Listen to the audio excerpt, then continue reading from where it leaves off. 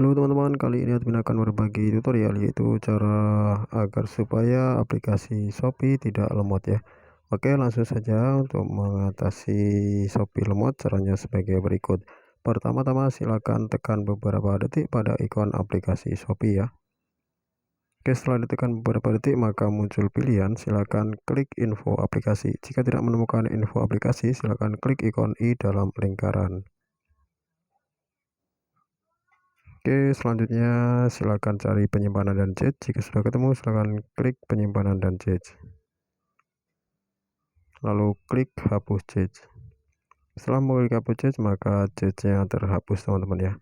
Cache merupakan sampah ya, sampah yang mungkin sudah menumpuknya di aplikasi Shopee milik kalian sehingga menyebabkan aplikasinya lemot teman-teman ya. Oke, jadi seperti itu ya cara mengatasi Shopee lemot ya. Oke, sekian yang bisa admin sampaikan. Terima kasih.